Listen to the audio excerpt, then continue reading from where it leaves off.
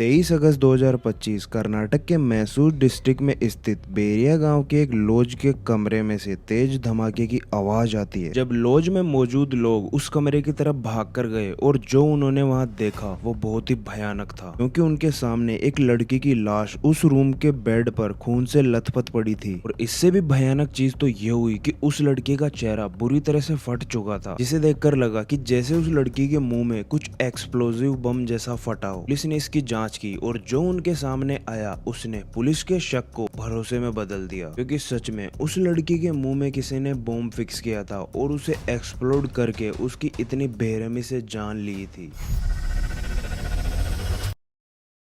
दर्शिता 20 साल की एक मैरिड वुमेन थी और उसका एक बच्चा भी था। दर्शिता का हस्बैंड अपने परिवार के लिए विदेश में काम किया करता था, लेकिन इधर दर्शिता अपने हस्बैंड के अलावा भी किसी और को पसंद, उससे प्यार करने लगी थी। लेकिन दर्शिता को यह आइडिया नहीं था कि जिससे वो प्यार कर रही है एक दिन वही उसकी लाइफ को खत्म कर देगा। दर्शिता पर्सनैलिटी से बहुत ही केयरिंग, इनोसेंट और अपने बच्चे का बहुत ही ज्यादा ध्यान रखने वाली एक मॉम थी, क्योंकि वो अपने बच्चे के फ्यूचर को लेकर भी काफी चिंता करती थी और अपने रिलेशन को लेकर भी वो बहुत कंफ्यूज रहती थी, क्योंकि उसे कोई ऐसा चाहिए था जो उसका और उसके बच्चे का ख्याल उसके पास रहकर रखे, जो कि उसका हस्बैंड विदेश में काम करने की वजह से नहीं रख पाता था। और यहीं पर आता है 22 इयर्स ओल्ड सिद्धराजू, जो कि दर्शिता का ही दूर का रिश्तेदार था, लेकिन ये भी हम मैसूर में ही रहता था। और फैमिली की वजह से भी इन दोनों ने बचपन से एक दूसरे को अच्छे से जान रखा था। अब यहाँ लग रहा है कि एक सिंपल बात है कि ये दोनों बचपन से एक दूसरे को जानते थे, क्योंकि ये फैमिली रिलेटिव्स थे। लेकिन यहाँ इन दोनों के बीच एक रिलेशनशिप बन चुका था। दर्शिता के लिए सिद्धराजू का प्यार बहुत ही ज्यादा बढ़ चुका था। उसके लिए दर्शिता को प्यार करना जैसे ऑब्सेशन बन चुका था, और इसलिए दर्शिता भी उसके साथ रिलेशन में आ गई थी। लेकिन अब दर्शिता अपनी मैरिड लाइफ को इम्पोर्टेंस देना चाहती थी। उसे लगा कि वो जो अफेयर कर रही है वो ठीक नहीं है, इसलिए दर्शिता सिद्धराजू के साथ चल रहे इस रिलेशन को खत्म करना चाहती थी और अपनी मैरिड लाइफ पर ध्यान देना चाहती थी। जब दर्शिता ने सिद्धराजू को ये बताया कि वो उसके साथ अब कोई भी रिलेशनशिप नहीं रखना चाहती, तो सिद्धराजू को ये बिल्कुल भी अच्छा नहीं लगा और यहीं से सिद्धराजू ने एक बहुत ही भयानक प्लान बनाया।